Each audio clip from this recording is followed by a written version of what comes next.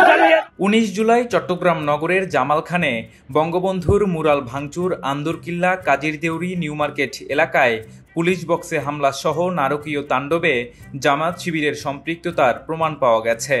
এছাড়া জুবলি রোডের সহিংসতায় জড়িত দুজন ছাত্রদল নেতাকেও চিহ্নিত করেছে পুলিশ। কোটা সংস্কার আন্দোলন ঘিরে নিহতদের স্মরণে ওই দিন জুমার নামাজ শেষে লালদিঘি মাঠে গায়েবানা জানাজার পর বিভিন্ন স্থানে হামলা ভাঙচুর চালানো হয়।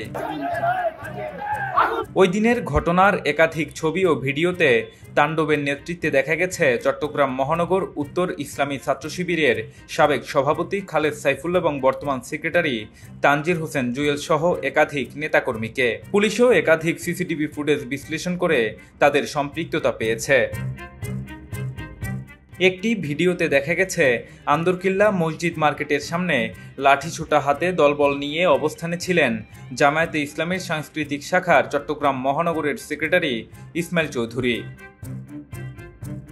এছাড়া অন্য একটি ভিডিওতে ছাত্র শিবিরের নেতাকর্মীদের নিয়ে ভাঙচুরের নেতৃত্ব দিতে দেখা গেছে চট্টগ্রাম মহানগর উত্তর ইসলামী ছাত্র শিবিরের সাবেক সভাপতি খালেদ সাইফুল্লাহ ও বর্তমান সেক্রেটারি তানজির হোসেন জুয়েলকে। আরেকটি ভিডিওতে জুবলি রোড এলাকায় সড়কে আগুন জ্বালিয়ে সরকার বিরোধী নানা স্লোগান দিতে দেখা গেছে উত্তর জেলা ছাত্রদলের সহ সাংগঠনিক সম্পাদক মোহাম্মদ তরিকুর রহমানকে। তার নেতৃত্বে নগরের জুবলি রোড এলাকায় অগ্নিসংযোগ ও ভাঙচুরের প্রমাণ পেয়েছে পুলিশ।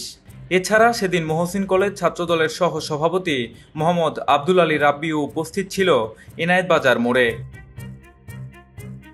পুলিশ বলছে ক্লোজ সার্কিট ক্যামেরা ও বিভিন্ন ভিডিও ফুটেজ দেখে নাশকতায় অভিযুক্তদের শনাক্ত করা হচ্ছে।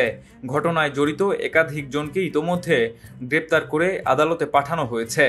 বাকিদের গ্রেপ্তারে অভিযান চলছে।